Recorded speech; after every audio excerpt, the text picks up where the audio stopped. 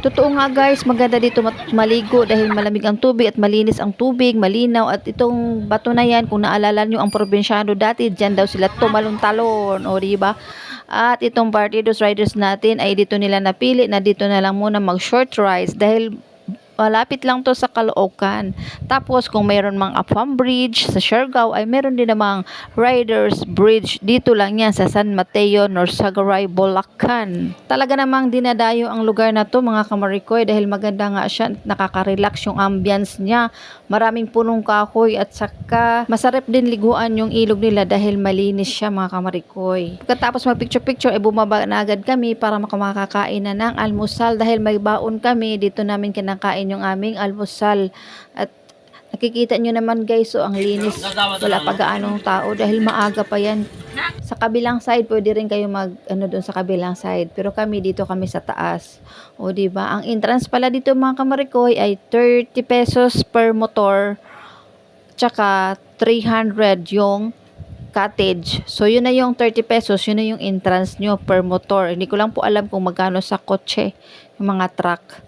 So, nakikita nyo, di ba? Ang ganda, nakaka-relax. Kahit hindi ka man maligo o dito ka lang magmuni-muni, magkain-kain, pwede siya. Kasi ang sarap talaga sa pakiramdam. Kapag minsan ay makakita tayo ng ganitong nature na nature. Super ganda, di ba? Ang ganda. Yan yung mga cottage. So, dito kami sa dulo dahil marami kami. So, yan, muni-muni muna sila dyan. Kasi magmi-meeting ang mga yan. Kung gusto nyo ma-relax guys, pumunta kayo dito guys. Mura lang dito ang entrance, saka malapit lang.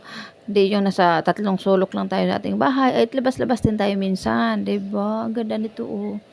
Ganda talaga ang view, mga rock formation. Ang ganda. Oh. Akit-akit na ng mga kigwat dyan. At huwag kayong mag-alala guys, mayroon din naman CR, tsaka mayroon din silang banlawan. May bayad nga lang, 5 at tsaka 10. Sa mga gusto mag-try ng ganitong adventure guys, dito lang yan sa Bitbit River, Norsagaray, Bulacan.